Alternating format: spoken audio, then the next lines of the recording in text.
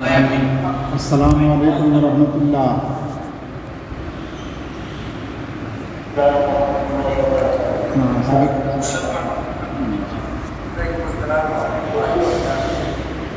سب ready ہو جاؤ، مجھے ایک جگہ پروگرام میں جانا ہے، تھوڑی دیر پڑھانا ہے مجھے۔ بسم اللہ الرحمن الرحیم، الحمد للہ کفا وسلام علی عبادہ الذین اصطفیٰ، اما بعد فإن أصدق الحدیث کتاب اللہ وأحسن الہدی ہدی محمد صلی اللہ علیہ وسلم وخیر الامور عوازمها وشر الامور محدثاتها وكل محدثۃ بدعہ وكل بدعۃ ضلالہ وكل ضلالۃ فی النار، او کما قال صلی اللہ علیہ وسلم۔ وبالاسناد المتصل منا الی المصنف الامام ابی عبداللہ محمد ابن اسماعیل ابن ابراہیم ابن مغیرہ ابن بردزبہ الجعفی الیمانی رضی اللہ تعالی عنہم، نفعنا بعلومہم آمین۔ رب اشرح لی صدری ویسر لی امری واحلل عقدۃ من لسانی یفقہوا قولی، رب زدنی علما۔ اللہم اغفر للمؤمنین والمؤمنات والمسلمین والمسلمات الاحیاء منہم والاموات، انک سمیع قریب مجیب الدعوات یا رب العالمین۔ پیارے بچوں، مقدمۃ العلم کا بیان ختم ہو گیا، اب بخاری شریف کے مقدمۃ الکتاب کا بیان شروع ہو رہا ہے۔ میں نے بتلایا تھا مقدمۃ العلم کے اندر جو پہلی چیز تعریف اور دوسری چیز موضوع تھا، تو تعریف اور موضوع کو چھوڑ کر تیسرے نمبر پر غرض و غایت ہے، تو اس کا تعلق کتاب کے ساتھ بھی ہے۔ بخاری شریف اس کتاب کے لکھنے کی غرض و غایت کیا ہے، مصنف نے یہ کتاب کیوں لکھی، لکھنے کی وجہ کیا ہوئی، تو یہ غرض و غایت جاننا ضروری ہے کہ مصنف نے یہ کتاب کیوں لکھی۔ اسی ضمن کے اندر کتاب کی خصوصیت اور اس کے فضائل بھی بیان کیے جاتے ہیں۔ بخاری شریف کتاب جو امام نے لکھی، اس کی بنیادی وجہ یہ ہے کہ ایک مرتبہ امام بخاری رحمۃ اللہ علیہ نے ایک خواب دیکھا۔ خواب میں یہ دیکھا کہ اللہ کے نبی صلی اللہ علیہ وسلم کے جسم مبارک سے یہ پنکھا لے کر مکھیوں کو بھگا رہے ہیں، ماچھی اڑا رہے ہیں۔ اس خواب کو دیکھنے کے بعد انہوں نے اپنے استاد حضرت اسحاق ابن راہویہ رحمۃ اللہ علیہ کے سامنے خواب بیان کیا۔ اسحاق ابن راہویہ رحمۃ اللہ علیہ نے اس خواب کی تعبیر دی کہ انت تذب الکذب عن احادیث رسول اللہ صلی اللہ علیہ وسلم، انشاءاللہ تم اللہ کے رسول صلی اللہ علیہ وسلم کی احادیث میں سے جھوٹی حدیثوں کو چھانٹ کر الگ کرو گے اور کوئی صحیح کتاب لکھو گے۔ اللہ تم سے یہ کام لے گا کہ تم اللہ کے نبی صلی اللہ علیہ وسلم کی احادیث میں سے جھوٹی موضوع ضعیف روایتوں کو چھانٹو گے اور اس کو الگ کرو گے اور صحیح کتاب لکھو گے۔ یہ خواب اصل ذریعہ بنا۔ اس کے کچھ دن کے بعد یہی ان کے استاد اسحاق ابن راہویہ رحمۃ اللہ علیہ نے ان سے فرمایا کہ محمد، تم ایک ایسی کتاب لکھو جس میں اللہ کے رسول صلی اللہ علیہ وسلم کی صحیح احادیث کو جمع کیا گیا ہو۔ صحیح کے اعتبار سے تم ایک کتاب مرتب کرو اور کتاب لکھو جس میں اللہ کے رسول صلی اللہ علیہ وسلم کی صحیح احادیث کو بیان کیا گیا ہو۔ اس حکم کے بعد اور اس خواب کے بشارت کی وجہ سے آپ نے اللہ پر بھروسہ کر کے ارادہ کیا اور صحیح حدیثوں کا انتخاب کر کے ابواب ثمانیہ، حدیث کے 8 اقسام پر مشتمل یہ الجامع الصحیح البخاری کو آپ نے مرتب فرمایا۔ یہ اصل غرض ہوئی، اصل وجہ ہوئی کتاب کے لکھنے کی۔ لیکن اسی کے ساتھ ساتھ اس کتاب کی کچھ دوسری خصوصیات اور فضیلت بھی ہے۔ چنانچہ اس کتاب کی سب سے بڑی خصوصیت جو ہے، دورے میں جتنی کتاب پڑھو گے سب میں بڑی خصوصیت بخاری شریف کی اس کے ترجمۃ الباب ہیں۔ امام بخاری کی عادت یہ ہے کہ جب کوئی حدیث بیان کرتے تو اس کے اوپر ایک ترجمہ قائم کرتے ہیں۔ ترجمۃ الباب اس کو کہا جاتا ہے، موٹے حروف میں بابن کیف کان بدء الوحی الی رسول اللہ صلی اللہ علیہ وسلم۔ یہ باب تو باب ہوا، اب باب کے بعد میں جو الفاظ ہیں کیف کان بدء الوحی الی رسول اللہ صلی اللہ علیہ وسلم، اس کو محدثین کی اصطلاح میں ترجمہ کہا جاتا ہے، اور دونوں کے مجموعے کا نام ترجمۃ الباب کہلاتا ہے۔ تو امام بخاری کی خصوصیت جو ہے وہ ترجمۃ الباب ہے۔ عجیب عجیب قسم کے تراجم انہوں نے قائم کیے اور بہت مشکل ترجمہ ہے۔ بہت سی جگہ پر ترجمۃ الباب کی مناسبت حدیث کے ساتھ بظاہر مشکل ہوتی ہے، اسی لیے علماء کرام نے مستقل صرف ترجمۃ الباب کو حل کرنے کے لیے بخاری کی شرح لکھی۔ چنانچہ حضرت شاہ ولی اللہ محدث دہلوی رحمۃ اللہ علیہ نے ایک کتاب لکھی چھوٹی سی، الابواب والتراجم کے نام سے، اور یہ بخاری شریف کے چند صفحے کا رسالہ ہے جو بخاری جلد اول کے شروع میں لگایا ہوا ہے۔ تم لوگوں کو جب کتاب ملے گی تو اس میں دیکھو گے شاہ ولی اللہ صاحب رحمۃ اللہ علیہ نے بخاری شریف کے ترجمۃ الباب کی شرح لکھا ہے، اور وہ کتاب کے ساتھ متصل ہے، وہ تم کو ملے گی۔ اسی طریقے سے حضرت شیخ الہند رحمۃ اللہ علیہ نے بھی اردو میں ایک کتاب لکھی بخاری شریف کے ترجمۃ الباب کو حل کرنے کے لیے۔ اور اخیر زمانے میں حضرت شیخ مولانا زکریا صاحب رحمۃ اللہ علیہ نے کئی جلدوں میں الابواب والتراجم کے نام سے بخاری کی عربی شرح لکھی ہے، جس میں صرف ترجمۃ الباب کو حل کیا گیا ہے۔ اسی لیے اساتذہ جب بخاری شریف پڑھاتے ہیں تو وہ بھی ترجمۃ الباب کے حل کرنے پر بہت زور دیتے ہیں۔ اسپیکر بند کرو صاحب۔ تو یہ پہلی خصوصیت بخاری شریف کی اس کی ترجمۃ الباب ہے، اسی لیے علماء میں مشہور ہے فقہ البخاری فی تراجمہ ہی۔ امام بخاری رحمۃ اللہ علیہ کے فقہ کو اگر دیکھنا ہے تو اس کے ترجمۃ الباب کو دیکھ لو۔ اس کا دو مطلب ہے جو میں آئندہ انشاءاللہ موقع ہوگا تو بتلاؤں گا کہ اس مقولہ کا کیا مطلب ہے۔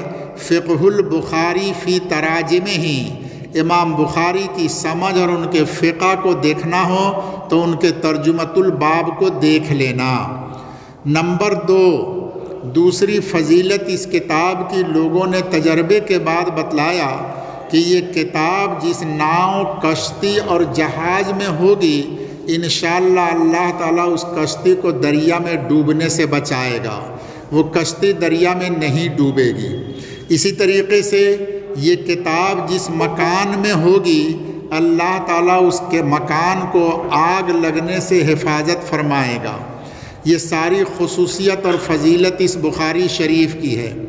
اسی طریقے سے بڑے بڑے محدثین نے چوتھی خصوصیت بیان کیا کہ بلا اور مصیبتوں میں اگر بخاری شریف کا ختم کیا جائے تو وہ مصیبت اللہ تعالیٰ دور فرما دیتے ہیں۔ اسی لیے علماء کرام کے درمیان یہ معمول ہے کہ جب حادثات، بلا، مصیبت، پریشانی آتی ہے تو بخاری شریف کا ختم کراتے ہیں۔ ایک محدث نے فرمایا 120 مرتبہ میں نے مصیبتوں کے وقت میں بخاری شریف کا ختم کرایا تو اللہ تعالیٰ نے اس کی برکت سے مصیبتوں کو دور کر دیا۔ اس لیے پیارے بچوں یہ بہت مقبول کتاب ہے، اللہ تعالیٰ کی ہاں اس کا بہت اونچا مقام ہے۔ البتہ کبھی ایسا ہوتا ہے کہ بخاری شریف کا ختم کیا گیا اور وہ مصیبت دور نہیں ہوئی، تو یہاں دو باتیں سمجھنے کی ہے۔ نمبر 1 یا تو بخاری شریف کے پڑھنے والے صحیح عبارت کو نہیں پڑھ پاتے ہیں۔ آج کل جگہ جگہ بخاری شریف ختم کرایا جاتا اور ایسے لوگ بخاری کی تلاوت کرتے ہیں جو حدیث کی عبارت کو صحیح نہیں پڑھ سکتے ہیں۔ تو جب کسی چیز کو غلط پڑھیں گے تو اس کا صحیح نتیجہ کیسے نکلے گا؟ اس لیے صحیح حدیث پڑھنے والے، عبارت کو صحیح پڑھنے والے لوگ بخاری شریف کی تلاوت کریں۔ نمبر 2، کبھی ایسا ہوتا کہ بخاری کی تلاوت تو ہوئی لیکن مقدر غالب آ چکا ہے، اللہ تعالیٰ نے اس بندے کے حق میں مقدر کر دیا اور اس کی تقدیر غالب آ چکی ہے کہ یہ اسی بیماری میں مرے گا یا یہ مصیبت رہے گی، تو پھر اس وقت میں پڑھنے سے وہ مصیبت دور نہیں ہوتی ہے۔ اسی لیے بعض مرتبہ دیکھا جاتا ہے کہ بخاری کا ختم ہوا لیکن مصیبت دور نہیں ہوئی، لیکن ہمیں اخلاص کے ساتھ صحیح عبارت پڑھ کر کے بخاری شریف کا ختم کرنا چاہیے۔ اللہ اس کی برکت سے مصیبتوں کو دور فرمائیں گے۔ تو یہ ساری خصوصیت اور فضیلت ہے اس بخاری شریف کی۔ امام بخاری رحمۃ اللہ علیہ نے اس کی فضیلت اور خصوصیت کا اہتمام اتنا کیا کہ جب بھی کوئی حدیث لکھتے تھے امام بخاری تو پہلے غسل کرتے تھے اور 2 رکعت صلاۃ الحاجت پڑھ سے کر کے اللہ سے استخارہ کرتے تھے۔ جب دل کو انشراح اور اطمینان ہو جاتا تھا تب اس حدیث کو اپنی کتاب میں لکھتے تھے۔ اس طریقے سے اہتمام کرنے کی وجہ سے اللہ تعالیٰ نے اس کتاب کے اندر یہ برکت عطا فرمائی۔ میرے پیارے بچوں، ہم اور آپ بھی جب اس کتاب کو پڑھیں اور پڑھائیں تو ہمیں اسی طریقے کا اہتمام کرنا چاہیے۔ تیسری بات، اس کتاب کے مصنف امام بخاری رحمۃ اللہ علیہ ہیں۔ اب مصنف کے احوال بتلاتا ہوں۔ پہلے ایک مؤلف بتلایا تھا، مؤلف فن، اب مؤلف بتلاتا ہوں، مؤلف کتاب۔ اس کتاب کے مؤلف کون ہیں؟ تو ان کا نام محمد بن اسماعیل بن ابراہیم بن مغیرہ اور البردزبہ الجعفی الایمانی رضی اللہ تعالیٰ عنہ ہیں۔ محمد بن اسماعیل بن ابراہیم بن مغیرہ بن بردزبہ الجعفی الایمانی رضی اللہ تعالیٰ عنہ، یہ پورا نام ہے ان کا۔ امام بخاری رحمۃ اللہ علیہ کے پردادا لکڑدادا یہ بردزبہ یہ مسلمان نہیں ہوئے تھے، یہ غیر مسلم تھے، مجوسی تھے، آتش پرست تھے، اگنی پوجا کرتے تھے، آگ کی پوجا کرتے تھے۔ بردزبہ یہ فارسی زبان کا لفظ ہے، وہ فارسی جو بخارا اور سمرقند میں بولی جاتی ہے، اس زبان کے اندر بردزبہ کے معنی آتا ہے کاشتکار، کسان۔ یہ کسان تھے، کاشتکاری کرتے تھے، کھیتی باڑی کرتے تھے اور کفر پر تھے، آتش پرست تھے، اور اسی حالت میں ان کا انتقال ہوا ہے۔ اس کے بعد محمد بن اسماعیل بن ابراہیم بن مغیرہ، یہ مغیرہ یہ مسلمان ہوئے لیکن ان کے حالات تاریخ کے اندر نہیں ملتے ہیں۔ اس کے بعد ابراہیم، یہ امام بخاری کے دادا ہیں، ابراہیم، ان کے احوال بھی نہیں ملتے، اور محمد بن اسماعیل ان کے دادا کے احوال ملتے ہیں، اور یہ امام مالک رحمۃ اللہ علیہ کے شاگردوں میں ہیں۔ امام مالک رحمۃ اللہ علیہ سے انہوں نے حدیث پڑھی ہے۔ امام بخاری کے والد اسماعیل، یہ ایمان جوفی کے ہاتھ پر مغیرہ نے اسلام قبول کیا، اسی لیے ان کے نام کے ساتھ جعفی لگایا جاتا ہے۔ یہ قبیلے عرب کے تھے۔ ایمان جوفی عربی آدمی تھے، بخارا، سمرقند، کابل وغیرہ کے گورنر تھے۔ یہ سارے علاقے حضرت عمر اور حضرت عثمان رضی اللہ تعالیٰ عنہما کے زمانے میں فتح ہو گئے تھے، اسلامی حکومت تھی اور یہاں کے گورنر تھے، تو ان کے ہاتھ کے اوپر ان کے پردادا مغیرہ نے اسلام قبول کیا۔ اب یہاں ایک نکتہ کی بات سنو، اسی مناسبت سے ان کو ایمانی اور جعفی کہا جاتا ہے۔ عرب کے اندر کسی سے اگر معاقدہ اور موالات دوستی ہو جائے، معاہدہ ہو جائے، تو آدمی اس کے خاندان کی نسبت کو اپنے ساتھ جوڑ سکتا ہے۔ اسی طریقے سے اسلام کی نسبت بھی جوڑی جاتی ہے۔ اب چونکہ یہ مغیرہ ایمان جوفی کے ہاتھ پر مسلمان ہوئے تو وہ اپنے نام کے ساتھ ایمانی اور جعفی لگاتے ہیں۔ جس کے ہاتھ پر آدمی مسلمان ہوگا اس کی نسبت اپنے ساتھ لگا سکتا ہے۔ اب اس سے تمہارے آسام کا ایک مسئلہ حل ہوگا۔ آسام کے اندر بہت سارے لوگ اپنے آپ کو سید لکھتے ہیں، کوئی آدمی فاروقی لکھتا ہے، کوئی آدمی اپنے آپ کو صدیقی لکھتا ہے۔ یہ فاروقی، سید اور صدیقی، سید تو وہ جو حضرت امام حسن اور حسین رضی اللہ تعالیٰ عنہ کے خاندان سے ہوں گے وہ اپنے آپ کو سید کہیں گے۔ تو یہ جو آسام کے لوگ سید لکھتے ہیں ان کا نسب نامہ کوئی فہرست موجود ہے کہ یہ امام حسن اور حسین کی اولاد سے ہیں؟ ان کے پاس تو نسب نہیں۔ تو اس سے یہ مسئلہ حل ہوا کہ یہ آسام کے جو لوگ سید ہیں ممکن ہیں ان کے باپ دادا پردادا لکڑدادا کسی سید کے ہاتھ پر اسلام قبول کیا ہو، اور اسلام جس کے ہاتھ پہ قبول کیا جاتا ہے اس کی نسبت اپنے ساتھ لگانا جائز ہے۔ اسی لیے یہ لوگ اپنے نام کے ساتھ سید لگاتے۔ آسام میں جو صدیقی اور فاروقی ہے وہ ممکن ہے کہ ان کے باپ دادا نے کسی فاروقی کے ہاتھ پر اسلام قبول کیا، اور کسی نے حضرت ابوبکر صدیق رضی اللہ عنہ کے خاندان کے کسی آدمی کے ہاتھ پر اسلام قبول کیا، اس لیے اب اس کے نام کے ساتھ فاروقی اور صدیقی لگانا جائز ہے۔ یہ ایک نکتہ ہے، یاد رکھنا۔ آسام میں لوگ اعتراض کرتے ہیں کہ حضور فلاں آدمی سید لکھتا، کوئی صدیقی لکھتا، یہ کیسے ہو جائے گا؟ تو اس سے یہ پتہ چلا کہ امام بخاری کے پردادا نے جب ایمان جوفی کے ہاتھ پہ اسلام قبول کیا اور وہ اپنے نام کے ساتھ ایمانی اور جوفی لگا سکتے ہیں، تو جو دوسرا آدمی کسی کے ہاتھ پر اسلام قبول کرے گا تو وہ بھی اپنے نام کے ساتھ وہ اس کی نسبت کو لگا سکتا ہے۔ لہذا سید، صدیقی، فاروقی، عثمانی یہ سب لگانا جائز ہے۔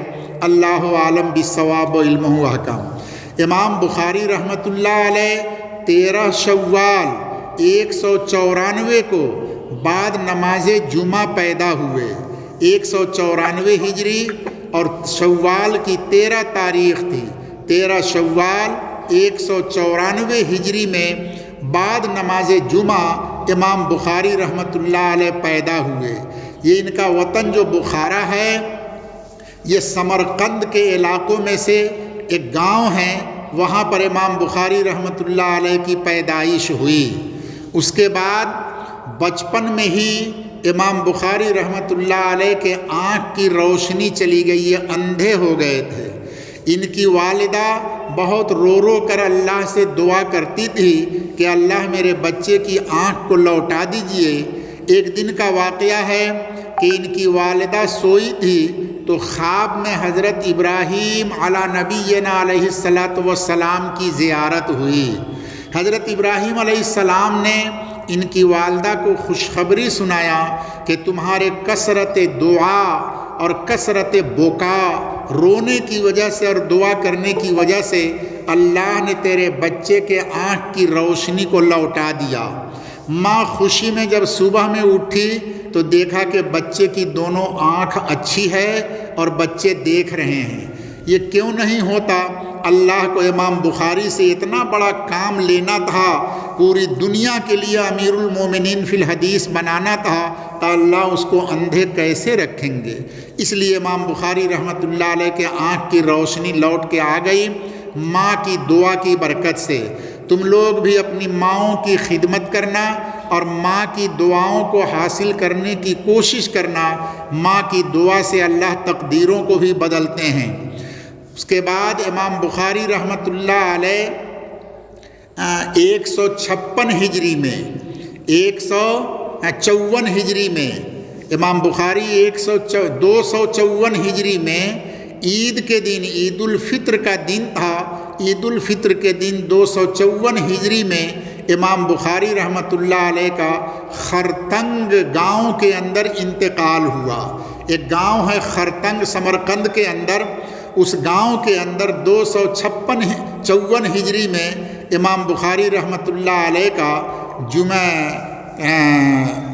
یہ عید الفطر کے دن امام بخاری رحمۃ اللہ علیہ کا انتقال ہوتا ہے۔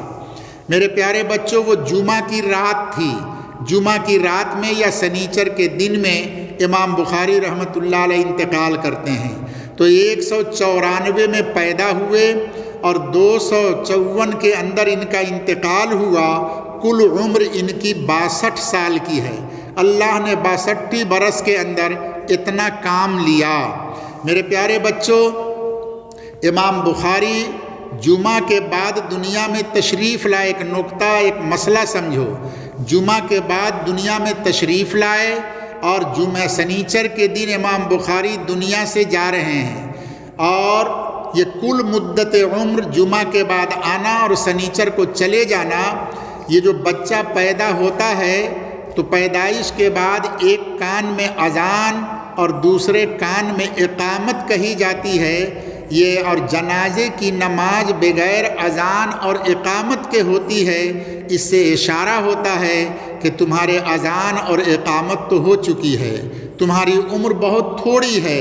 اذان اور اقامت کے بعد نماز کھڑے ہونے کا وقت جتنا درمیان میں ہے اتنے ہی تمہاری عمر باقی ہے، اسی لیے جنازے کے اندر اذان اور اقامت نہیں ہوتی ہے۔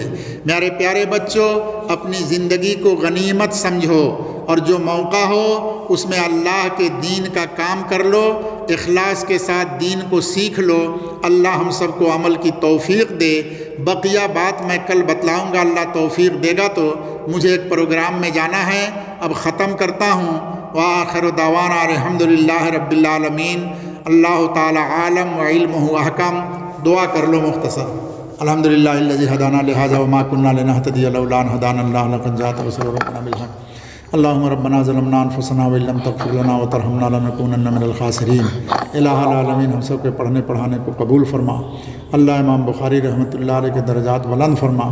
اللہ حضرت کے ساتھ ہم سب کا بھی حشر فرما مولا۔ بیوی بچوں کی اصلاح فرما، عافیت کی زندگی نصیب فرما۔ اے اللہ جہاں پروگرام میں جا رہے ہیں اللہ اپنے دین کے زندہ ہونے کا یا اللہ ذریعہ بنا مولا۔ اخلاص کے ساتھ ہم سب لوگوں کو قبول فرما مولا۔ ہمارے گھروں میں عافیت کی زندگی دے مولا۔ اللہ ہر پریشانی کو دور فرما، کرونا کی بیماریوں کو بھی ختم فرما۔ اللہ ہم سب کی ساری زندگی کی دعاؤں کو قبول فرما۔ صلی اللہ علیہ خیر خلقہ محمد وآلہ وصحبہ اجمعین۔ آمین آمین آمین برحمتک یا ارحم الراحمین۔ سبحان اللہ و بحمدہ، سبحانک اللہم و بحمدک، نشہد ان لا الہ الا انت، نستغفرک و نتوب الیک، ولا حول ولا قوة الا باللہ۔